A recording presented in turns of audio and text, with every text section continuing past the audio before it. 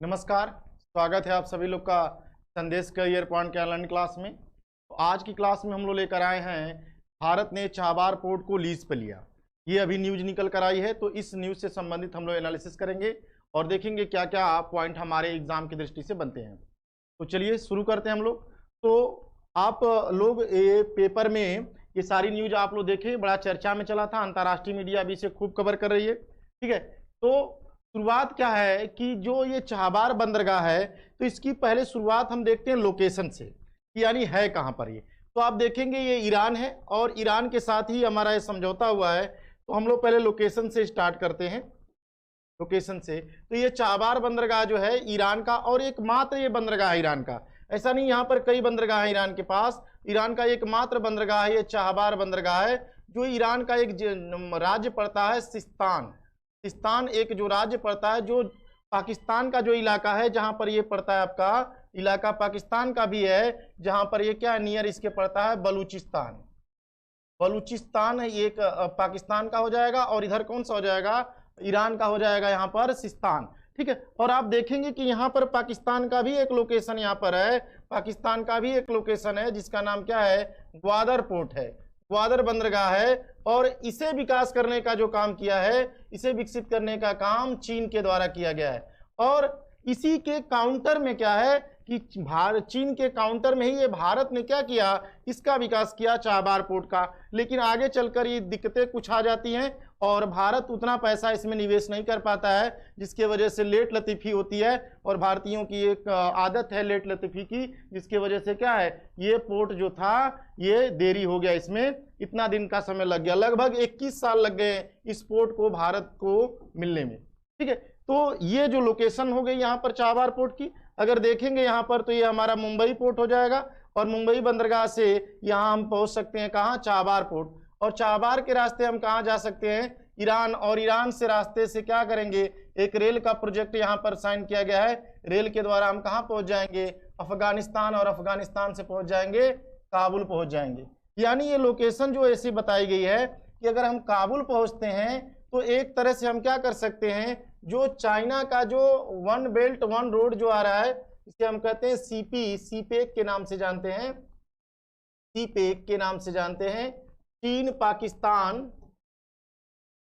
Pakistan economic corridor जो है, economic corridor जो यहाँ पर है, कॉरिडोर, इसके विरोध में हम क्या कर सकते हैं, ये इसका यूज कर सकते हैं। कैसे, अगर बात करें हम यहाँ पर, तो जैसे सीपेक ये ला रहे हैं, यहाँ से ये सीपेक को लाया जा रहा है चाइना के द्वारा, और हमने क्या ला दिया, भारत ने क्या ला दिया यहाँ पर, भारत के द्वारा यहाँ पर ला दिया गया कि हम लाएंगे चाबार पोर्ट को, और चाबार पोर्ट से हम पहुंच जाएंगे अफगानिस्तान।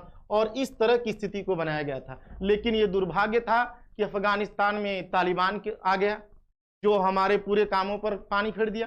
ठीक है, लेकिन वर्तमान की स्थिति की अगर बात करें तो ये हमारी लोकेशन होगी। आगे बढ़ते हैं, आगे देखते हैं इससे संबंधित। तो ये चाबार पोर्ट है, और ये चाबार पोर्ट जो है इसमें कई ऐसे टर्मिनल बने हुए हैं, और इसमें 2 ऐसे प्रमुख बंदरगाह हैं जिनके सम्मेलन से या सम्मिलित करने पर यह बंदरगाह का निर्माण होता है, चाबार पोर्ट का। ठीक है, देखें इसकी लोकेशन को और भी, जैसे हमारा ये अभी हमने बात किया कि ग्वादर बंदरगाह, और ग्वादर बंदरगाह से हम कहां तक जा सकते हैं, ये मध्य यूरोप तक का रास्ता हम तय कर सकते हैं, मध्य यूरोप तक के रास्ते तक जा सकते हैं। और जैसे ग्वादर पाकिस्तान क्या करना चाहता है कि चाइना के कासगर जो है, चाइना के कासगर से लेकर ग्वादर तक क्या बनाया, ये सीपेक बनाया। और हम ये चाहते हैं कि मुंबई से लेते हुए ये पूरा मध्य यूरोप तक का रास्ता यहाँ से तय किया जा सकता है। तो ये भारत की सोच है यहाँ पर। ठीक है, आगे देखते हैं। ये फिर नक्शा है, चाबार से ही संबंधित है कि हम अगर कांडला से जाते हैं तो चाबार जाते हैं, और चाबार से जायदान होते हुए, ईरान से होते हुए हम अफगानिस्तान और काबुल तक जा सकते हैं। ये पुनः नेक्स्ट नक्शा जो है इसी से संबंधित है, इसी के बारे में बता रहा है। तो कुल मिला जुला कर क्या है, चाइना को काउंटर करने के लिए ये भारत की क्या है, ये बहुत ही अच्छी रणनीति है कि हम चाबार को पूरा फोकस करें। और इसके लिए जो भारत की तरफ से इन्वेस्ट करने की बात किया गया है, जो कंपनियां इन्वेस्ट करने रहेंगी, ये लगभग 120 करोड़ क्या कर इन्वेस्ट करने की बातें इसमें कर रही हैं चाबार पोर्ट में। आगे देखते हैं, तो हमारे लिए क्यों अहम है ये चाहबार हमारे लिए क्यों जरूरी है? तो चाहबार क्या है? एकमात्र बंदरगाह है जिसके बारे में हमने अभी बताया, और ये मध्य और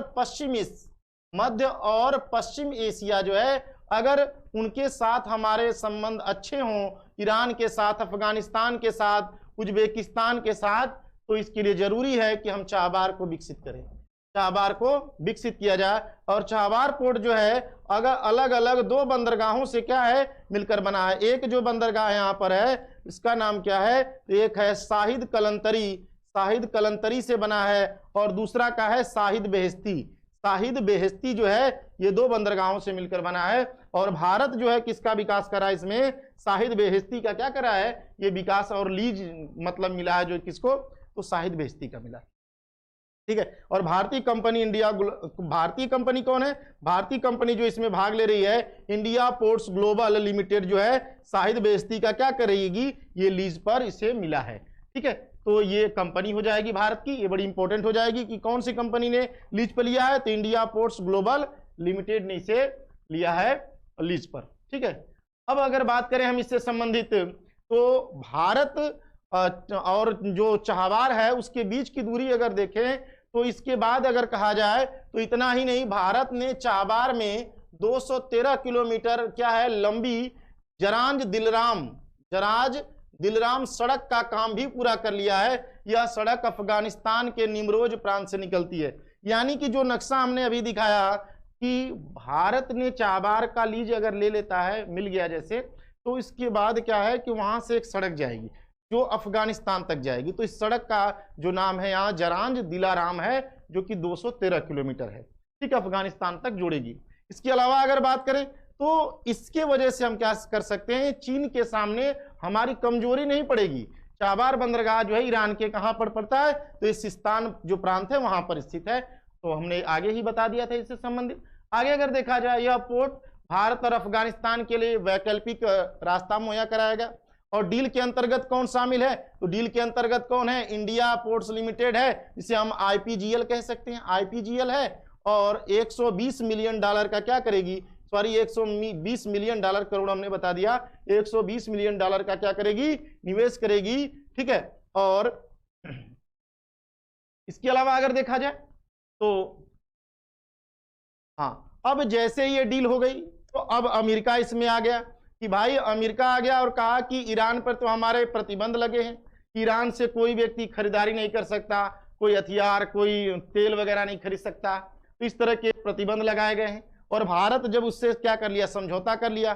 तो भारत की कंपनियों पर ये क्या करेंगे? प्रतिबंध लगाने की बात कर रहे हैं। अगर कहें कि अमेरिका में जो राज्य विभाग के डिप्टी प्रवक्ता है वेदांत पटेल, और वेदांत पटेल जो है अमेरिका के हैं, और ये कह रहे हैं कि हमारे पास भारत और ईरान के चाहबार पोर्ट की डील साइन करने से जुड़ी रिपोर्ट है, और भारत को अपना पक्ष रखना चाहिए और द्विपक्षीय संबंधों को बताना चाहिए। तो यानी ये कहने का इनका मतलब है कि ईरान के साथ अमेरिका की ओर लगाए गए प्रतिबंध जारी रहेंगे और उन्हें लागू भी किया जाएगा आगे। यानी इस डील में ये भी था, जैसे नाम आपने सुना होगा, काटसा का नाम सुने होंगे, ठीक है, ये काटसा जो था ये लागू किया गया था, ठीक है, आप देखेंगे। तो ये सारी जो डील अमेरिका के द्वारा है, इसका ये मतलब है कि ईरान पर जो काम करेगा, ईरान से खरीदारी करेगा, ईरान से तेल लेगा, तो वो खुद क्या हो जाएगा? अमेरिका का दुश्मन हो जाएगा।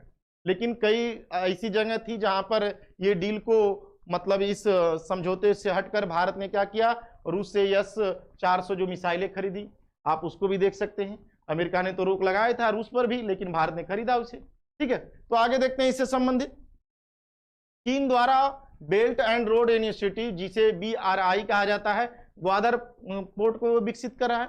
और इसीलिए भारत के लिए सबसे बड़ी ये दिक्कत थी कि अगर ग्वादर पोर्ट में अगर सिर्फ चीन का ही दबदबा रहता है, अगर ग्वादर के अलावा अगर हमें अगर चाहबार न मिलता तो स्थिति अच्छी नहीं रहती। भारत के लिए रणनीतिक रूप से ये स्थिति अच्छी नहीं रहती, ठीक है। आगे देखा जाए तो जो ये चाहबार पोर्ट है, अगर इसकी बात किया जाए कब से शुरुआत होती है इसकी, तो 2002 में क्या है, राष्ट्रपति सैयद मोहम्मद खातमी थे और उन्हीं के द्वारा इसकी शुरुआत हुई। तत्कालीन प्रधानमंत्री अटल बिहारी वाजपेयी के सहयोग से इस डील को आगे बढ़ाया गया। 2008 में डॉक्टर मनमोहन सिंह की सरकार आती है और वो भी इस डील को क्या करती है, 2008 में इसे आगे बढ़ाती है। लेकिन ये डील जो है 2017 में पॉपुलर तब होती है जब पीएम मोदी 2017 में ईरान जाते हैं और वहां भारत के जो विदेश मंत्री जो थे एस जयशंकर 2021 में ताशकंद में क्या करते हैं, इससे संबंधित जो डील थी उस पर बातें होती है। तो इस तरह से ये समझौता इतने सालों से चला आ रहा है, लगभग आप देख सकते हैं 21 साल का समय लग गया इस डील को पूरा होने में। ठीक है, तो 10 सालों की जो लीज मिली है और हो सकता है इस डील में क्या है कि आगे भी ये डील को बढ़ाते रहेंगे। ठीक है, आगे देखा जाए तो इससे संबंधित ये जानकारी थी। तो आज के इस वीडियो में इतना ही, आगे हम ऐसी वीडियो जो है जानकारी से संबंधित हम रोज लेकर आते रहेंगे। तो आज के लिए इतना ही, धन्यवाद।